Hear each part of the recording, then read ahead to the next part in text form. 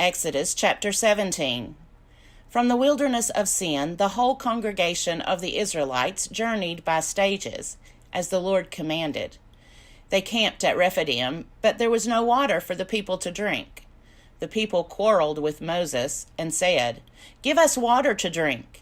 Moses said to them, "Why do you quarrel with me? Why do you test the Lord?" But the people thirsted there for water, and the people complained against Moses and said, "Why did you bring us out of Egypt, to kill us and our children and livestock with thirst?" So Moses cried out to the Lord, "What shall I do with this people? They are almost ready to stone me." The Lord said to Moses, "Go on ahead of the people and take some of the elders of Israel with you. Take in your hand the staff with which you struck the Nile and go. I will be standing there in front of you on the rock at Horeb. Strike the rock, and water will come out of it, so that the people may drink." Moses did so in the sight of the elders of Israel. He called the place Massah and Meribah, because the Israelites quarreled and tested the Lord, saying, "Is the Lord among us or not?" Then Amalek came and fought with Israel at Rephidim. Moses said to Joshua, "Choose some men for us and go out, fight with Amalek. Tomorrow I will stand on the top of the hill with the staff of God in my hand." So Joshua did as Moses told him, and fought with Amalek, while Moses, Aaron, and Hur went up to the top of the hill. Whenever Moses held up his hand, Israel prevailed, and whenever he lowered his hand, Amalek prevailed. But Moses' hands grew weary, so they took a stone and put it under him, and he sat on it.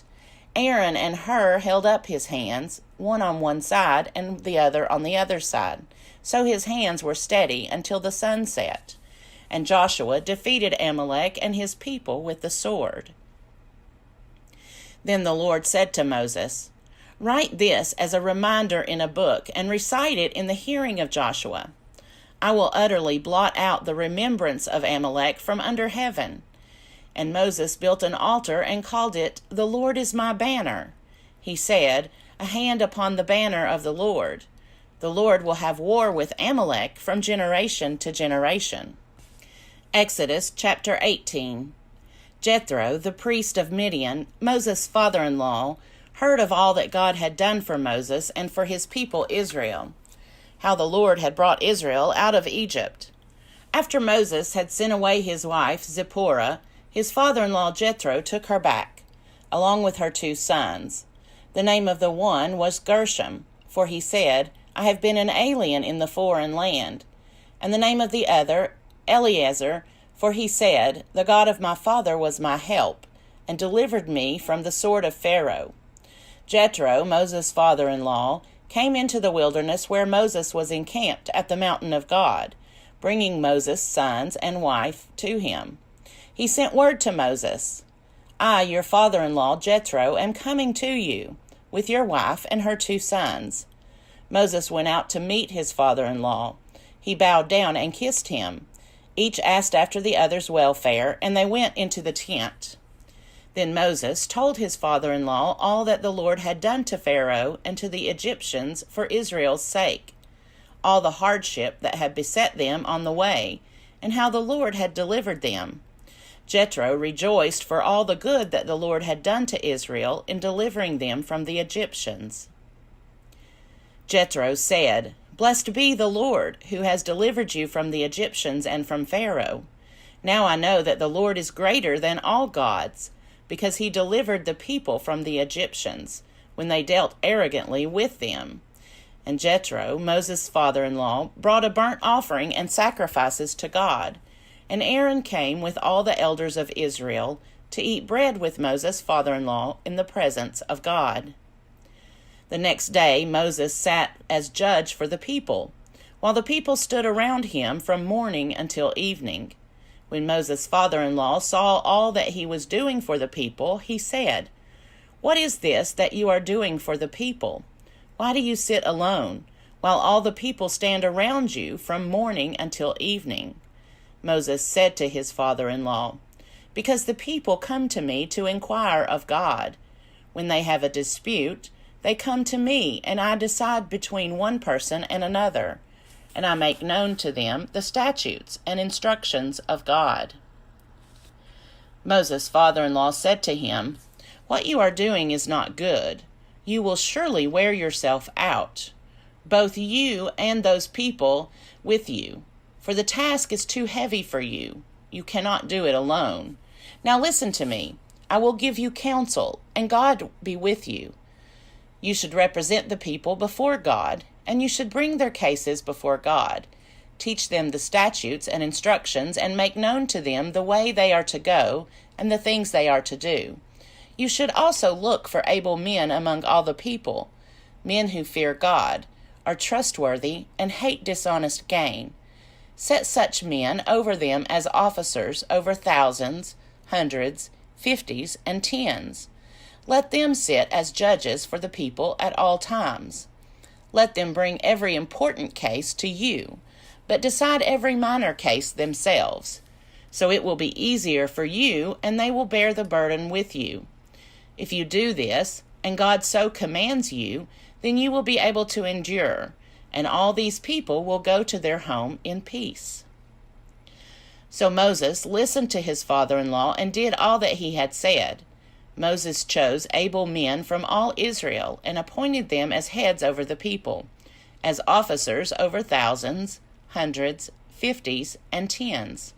And they judged the people at all times. Hard cases they brought to Moses, but any minor case they decided themselves.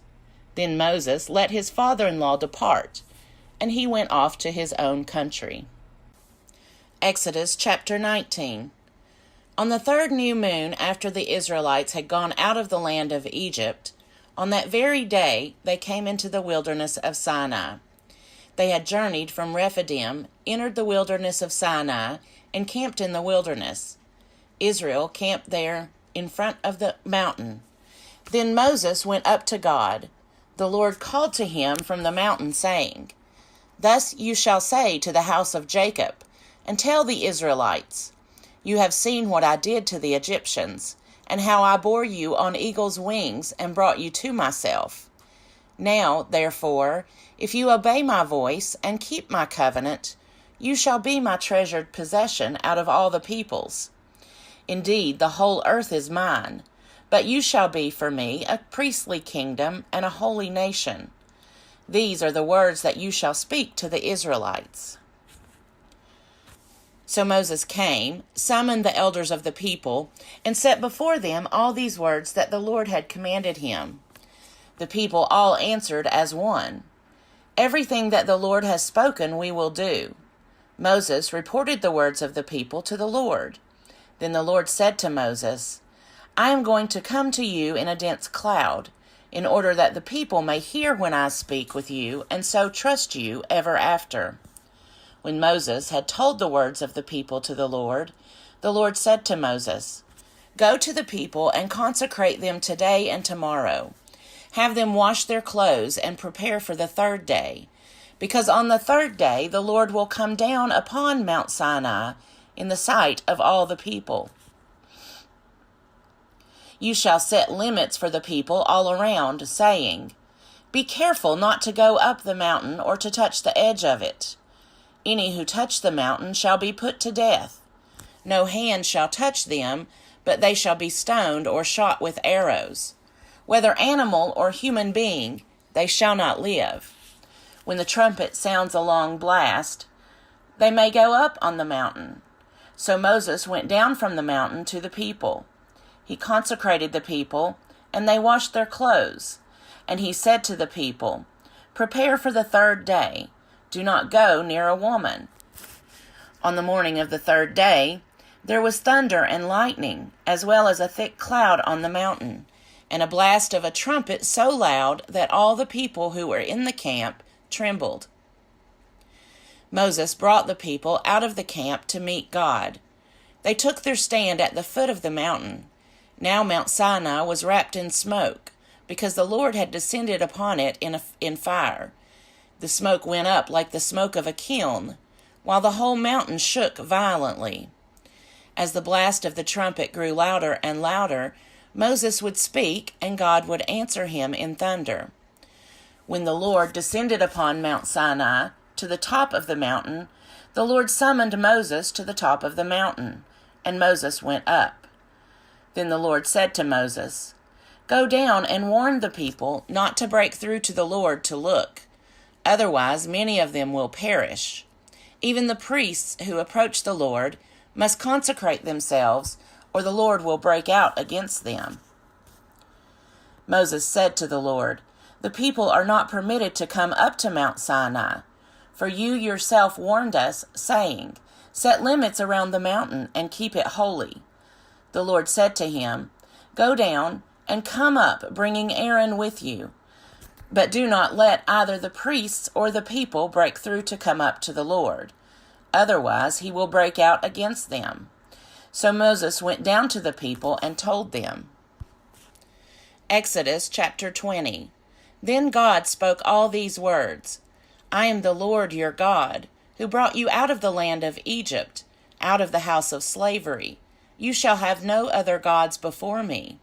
You shall not make for yourself an idol, whether in the form of anything that is in heaven above, or that is on the earth beneath, or that is in the water under the earth. You shall not bow down to them or worship them.